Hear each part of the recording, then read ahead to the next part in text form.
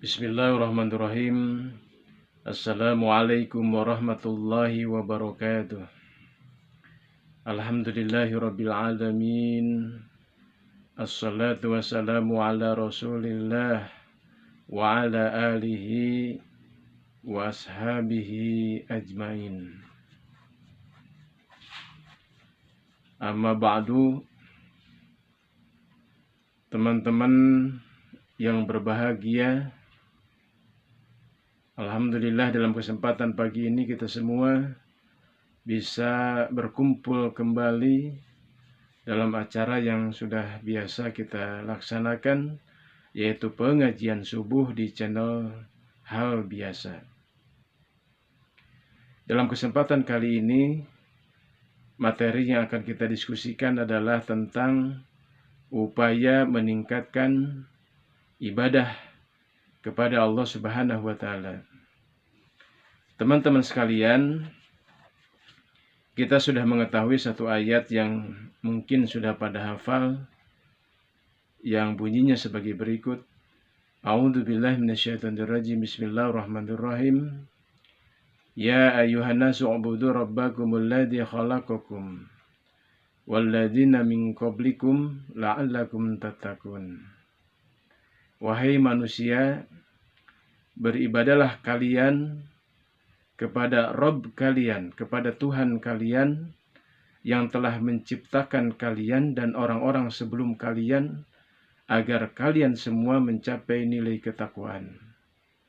Ini diungkapkan dalam surat Al-Baqarah ayat yang ke-25. Kalau salah mohon dikoreksi ya. Di dalam ayat ini Allah Subhanahu wa Ta'ala menyeru kepada segenap manusia untuk melakukan ibadah. Disebabkan pertama, tujuan diciptakannya manusia adalah untuk ibadah, dan yang kita ibadahi adalah zat yang telah menciptakan kita. Wa ma khalaqtul jinna wal insa illa liya'budun. Tidaklah Allah menciptakan jin dan manusia melainkan untuk beribadah. Kita diciptakan oleh Allah bertujuan untuk ibadah, dan yang kita ibadahi adalah Allah yang telah menciptakan kita. Ya ayyuhannasu ubudu rabbakumul ladzi khalaqakum. Wahai manusia, ibadahlah kalian kepada Rabb kalian yang telah menciptakan kalian. Kenapa kita mesti meningkatkan ibadah? Pada intinya adalah karena ibadah merupakan mutiara dalam kehidupan. Siapa yang melakukan ibadah, maka dia akan selamat dan mulia di dunia dan di akhirat kelak. Dan siapa yang mengabaikan tugas ibadahnya, berarti dia telah menghinakan dirinya di dunia dan mencelakakan hidupnya nanti di akhirat kelak. Bagaimana cara kita meningkatkan ibadah kepada Allah Subhanahu wa Ta'ala? Secara ringkas, ada 3 langkah yang bisa kita lakukan secara teoritis untuk meningkatkan ibadah kepada Allah Subhanahu wa Ta'ala. Yang pertama, hendaklah kita mempelajari ilmu fikih. Apa itu ilmu fikih? Ilmu fikih adalah ilmu yang mempelajari tentang tata cara ibadah-ibadah yang disyariatkan di dalam Islam. Sebutkan contohnya.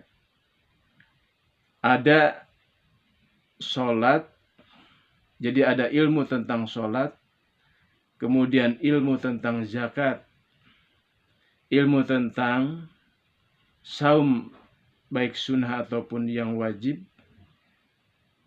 tata cara umroh dan haji, tata cara berkurban dan masih banyak hal-hal lainnya yang dibahas di dalam ilmu fikih. Jadi, kalau kita ingin meningkatkan ibadah kepada Allah Subhanahu wa Ta'ala, maka pelajarilah ilmu fikih, karena di dalamnya dibahas tentang semua langkah-langkah yang dapat kita lakukan dalam melaksanakan atau dalam menyelenggarakan ibadah kepada Allah Subhanahu wa Ta'ala. Itu yang pertama, yaitu mendalami ilmu fikih. Adapun yang keduanya, supaya kita bisa meningkatkan ibadah kepada Allah Subhanahu wa Ta'ala, adalah dengan mempelajari ilmu ma'rifatullah. Kita mengetahui bahwa yang kita tuju, yang kita sembah, dan yang kita maksud dalam setiap ibadah yang kita lakukan, tiada lain adalah Allah Subhanahu wa Ta'ala. Berdasarkan hal itu, pengenalan kita tentang Allah, pengetahuan kita tentang Rabb atau Tuhan yang kita sembah, itu mutlak menjadi sesuatu yang wajib bagi kita untuk mengenalnya. Bagaimana mungkin kita menyembah kepada Allah kalau kita tidak mengenal Allah itu sendiri? Ma'rifatullah, mempelajari bagaimana kita menghadirkan sifat ikhlas, menghadirkan rasa dalam diri kita tentang keagungan Allah Subhanahu wa Ta'ala. Bagaimana kita meyakinkan dalam diri kita bahwa Dia adalah zat satu-satunya yang Maha Esa, bahwa Dia punya hak untuk disembah oleh segenap manusia, dan bahwa Dia adalah zat yang akan kita temui nanti di akhirat kelak. Sehingga orang-orang yang bermakrifat kepada Allah Subhanahu wa Ta'ala, dia akan sangat merindukan negeri akhirat, karena di akhirat itulah dia akan hidup kembali dan bertemu dengan Tuhan yang telah menciptakan dan mematikan serta membangkitkannya di akhirat kelak. Dengan ma'rifatullah, maka diharapkan seseorang akan semakin cinta kepada Allah, akan semakin rindu kepadanya, dan akan semakin takut akan siksa dan azabnya. Sehingga dari semua rasa yang timbul karena pengenalan terhadap Allah tersebut, mendorongnya untuk meningkatkan kualitas-kualitas ibadahnya. Kemudian yang ketiganya, agar kita bisa meningkatkan ibadah kepada Allah Subhanahu wa Ta'ala, hendaklah kita memiliki ilmu tentang tazkiyatun nufus, yaitu ilmu tentang tata cara membersihkan hati kita. Sebenarnya tazkiyatun nufus atau membersihkan hati bukan hanya berbicara bagaimana kita membersihkan hati, tapi juga termasuk di dalamnya bagaimana kita membersihkan jasad kita dari berbagai perkara yang haram, dan membersihkan semua tingkah laku kita dari perkara-perkara yang dilarang oleh Allah Subhanahu wa Ta'ala. Karena ketika kita membersihkan jasad kita dari perkara yang haram dan membersihkan perilaku kita dari perkara-perkara yang dilarang oleh Allah Subhanahu wa Ta'ala, itu semuanya akan memiliki pengaruh terhadap hati kita. Di dalam tazkiyatun nufus dibahas tentang apa saja yang merupakan induk atau inti daripada upaya membersihkan hati kita. Kemudian dibahas juga tentang perkara-perkara yang bisa mengotori hati kita, dan dibahas tentang tata cara untuk membersihkan hati kita dari perkara-perkara yang kotor tadi. Kemudian dibahas tentang perkara-perkara yang harus ada dalam hati kita, supaya hati kita betul-betul tunduk dan patuh di hadapan Allah Subhanahu wa Ta'ala. Itulah 3 ilmu yang mesti kita pelajari agar bisa meningkatkan ibadah kita kepada Allah Subhanahu wa Ta'ala, yaitu ilmu tentang fikih, ilmu tentang ma'rifatullah, dan ilmu tentang tazkiyatun nufus. Itulah 3 ilmu yang secara teori bila kita pelajari itu akan meningkatkan kualitas ibadah kita. Lalu bagaimana praktek dalam kehidupan sehari-hari agar ibadah kita meningkat kualitasnya? Setidaknya ada 3 perkara yang boleh kita laksanakan dan kita lakukan agar ibadah kita semakin meningkat. 3 di antaranya. Pertama, hendaklah kita memperhatikan sholat 5 waktu. Dikerjakan di awal waktu dan untuk laki-laki dilaksanakan secara berjamaah di masjid.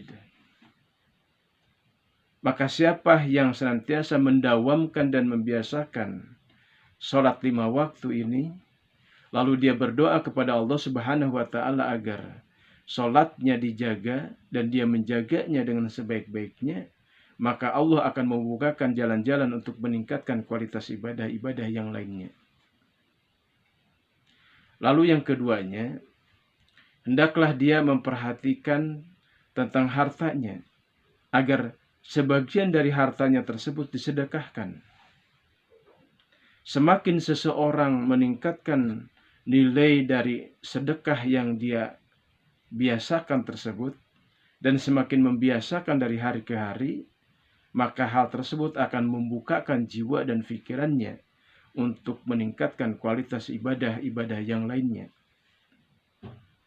Dan ketiganya, hendaklah dia memperhatikan ayat-ayat Allah Subhanahu wa Ta'ala yang terdapat dalam Al-Quran, yang di dalamnya banyak sekali dikandung perintah-perintah, baik perintah yang sifatnya atau berkaitan dengan hati nuraninya, ataupun yang berkaitan dengan jasadnya dan yang berkaitan dengan tingkah lakunya, agar dia bisa melakukan semua hal tersebut, agar dia memperoleh informasi-informasi tentang apa yang harus dilakukannya sesuai dengan petunjuk Al-Quran dan wahyu.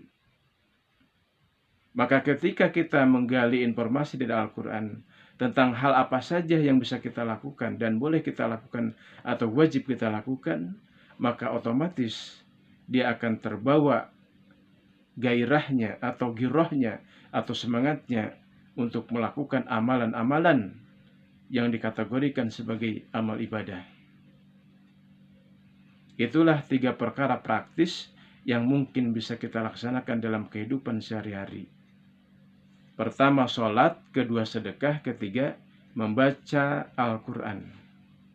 Membaca Al-Quran artinya menggali informasi dari Al-Quran tentang perkara ibadah yang bisa kita lakukan di saat itu juga. Kemudian upaya untuk meningkatkan amal ibadah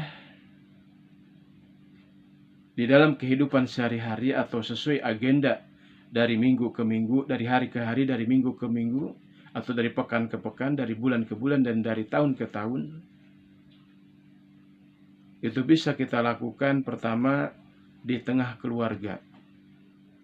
Di tengah keluarga apa saja yang bisa kita laksanakan? Misalnya membaca Al-Quran secara bersama-sama, melaksanakan saum sunnah bersama-sama, dan belajar thalabul ilmi di tengah keluarga atau mendawamkan zikir. Dan masih banyak perkara yang bisa kita lakukan di keseharian kita di tengah keluarga. Demikian pula banyak perkara yang bisa kita lakukan di tengah masyarakat. Yang penting adalah bahwa di setiap perkara tadi kita membawa nilai-nilai agama, membawa nilai-nilai Islam. Maka kesemua perkara yang kita lakukan itu itu akan membawa diri kita kepada ibadah-ibadah yang lebih baik lagi. Kemudian yang ketiganya, tadi di keluarga, kedua di masyarakat, ketiga dalam hal politik, dalam hal kenegaraan, dalam hubungan internasional. Siapapun bisa meningkatkan kualitas ibadahnya dengan cara membawa nilai-nilai agama ke setiap segmen kehidupan politik dan hubungan internasional, dengan membawa gairah dan keberpihakan terhadap umat Islam. Sahabat-sahabat, dan mungkin masih banyak lagi upaya-upaya yang dapat kita lakukan untuk meningkatkan kualitas ibadah kita kepada Allah Subhanahu wa Ta'ala. Ibadah bukan hanya yang disebut seperti misalnya sholat, zakat, saum, haji, membaca Quran, berzikir, dan berdoa, tapi juga mencakup segenap kehidupan kita yang di atasnya diberlakukan hukum-hukum agama. Baiklah, kita simpulkan bahwa dalam meningkatkan ibadah kita kepada Allah Subhanahu wa Ta'ala, secara teoritis kita tingkatkan ilmu tentang ilmu fikih, kita tingkatkan ilmu tentang tazkiyatun nufus dan tentang ma'rifatullah, dan ilmu-ilmu yang lainnya, seperti misalnya ilmu tentang hadis, ilmu tentang tafsir, ilmu tentang sejarah, ilmu tentang akhlakul karimah, ilmu tentang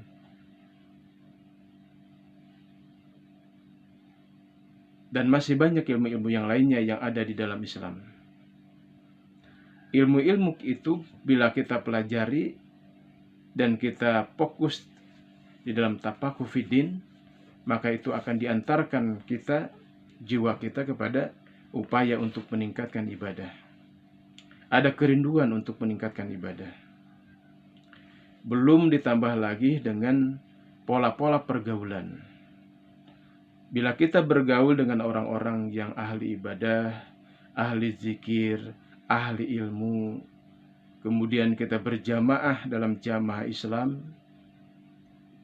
melakukan berbagai upaya-upaya sosial, pendidikan, dan keagamaan, maka semua itu akan bertambah-tambah kuatlah amal ibadah kita yang semakin kuat lagi, semakin kuat lagi. Belum lagi kalau kita menerapkan kajian-kajian di tengah keluarga, di tengah masyarakat, dan menerapkan berbagai hukum-hukum Islam di tengah kehidupan politik kita, di tengah budaya kita, di tengah sosial ekonomi kita, di tengah-tengah bisnis kita, tentang apa yang kita baca, tentang apa yang kita ucapkan, tentang apa yang kita hendak dijadikan budaya dalam kehidupan sehari-hari, di tengah kehidupan masyarakat dan bangsa serta negara, serta hubungan internasional. Tentu semua itu semuanya akan sama-sama bersinergi meningkatkan amal ibadah kita. Semoga bahasan di pagi ini memberikan manfaat. Mohon maaf atas segala kekurangannya. Terima kasih atas perhatiannya. Rabbana faghfir lana dunubana wa kafir anna sayyiatina wa tawaffana ma'al abrar. Rabbana la tuzigh qulubana ba'da idh hadaitana wa hab lana min ladunka rahmah innaka antal wahhab. Rabbana dzalamna anfusana wa illam taghfir lana wa tarhamna lanakunanna minal khasirin. Rabbana atina fid dunya hasanah wa fil akhirati hasanah wa qina adzabannar. Wassalamualaikum warahmatullahi wabarakatuh.